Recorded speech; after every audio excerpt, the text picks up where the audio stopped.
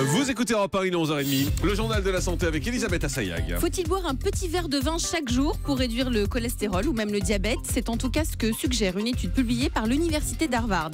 Pour les malades atteints de sclérose en plaques, le soleil et la vitamine D à l'adolescence retarderaient l'apparition des premiers symptômes.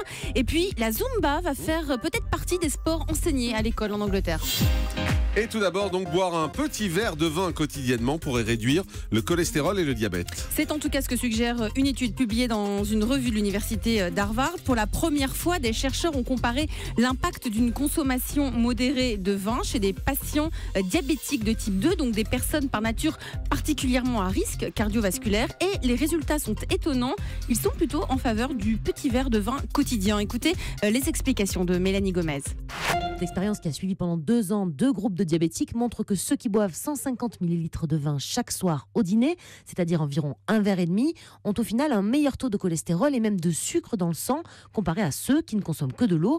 Ces chercheurs ont également observé une meilleure qualité du sommeil chez les participants qui buvaient du vin. Néanmoins, pas question de voir l'alcool comme le remède magique pour le cœur des diabétiques, d'autant que dans cette étude, les cobayes étaient également suivis de très près par des nutritionnistes avec un régime alimentaire très sain pour accompagner leur petit verre de vin. Donc pour Boris Ancel, il faut être très prudent vis-à-vis de ces résultats. On ne peut absolument pas aujourd'hui, vu les résultats de cette étude, conseiller à nos patients diabétiques de se mettre à boire, même modérément, pour des raisons de santé. Il ne faut pas oublier qu'il y a aussi d'autres effets, donc des effets cancer, et puis un risque de dépendance quand on se met à boire alors qu'on ne buvait pas. En revanche, celles et ceux qui consomment un peu de vin quotidiennement, il n'y a pas de raison de leur interdire d'en consommer. Alors avec modération, l'alcool a peut-être des effets protecteurs sur le plan cardiovasculaire qu'il faudra encore préciser dans d'autres études, mais surtout, il faut rappeler que son caractère cancérigène est lui clairement établi et cause environ 15 000 décès chaque année.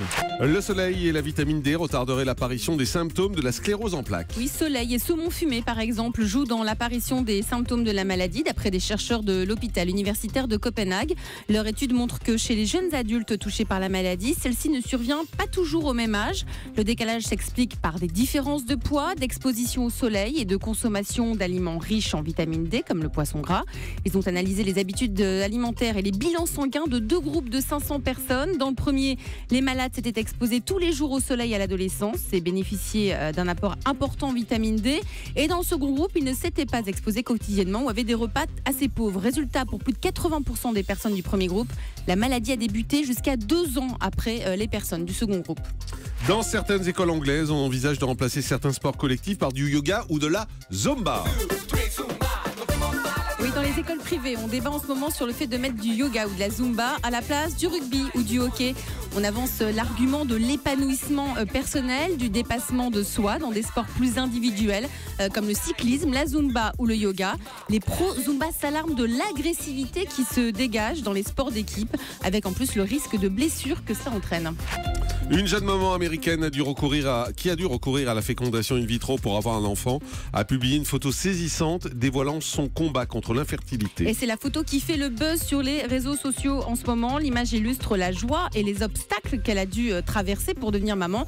On y voit sa petite fille, elle s'appelle Angela, elle est entourée de centaines de seringues et d'éprouvettes qu'elle a dû utiliser pour tenter de tomber enceinte.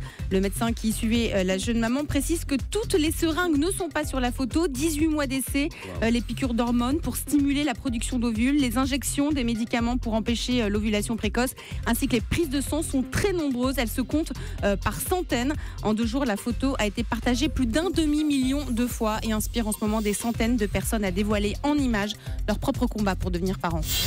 Allez, on termine avec le chiffre du jour et c'est 5819. Les hôpitaux et les cliniques ont reçu 5819 réclamations suite à un préjudice corporel. La chirurgie est la spécialité la plus mise en cause, d'après les assureurs, avec en tête la chirurgie orthopédique.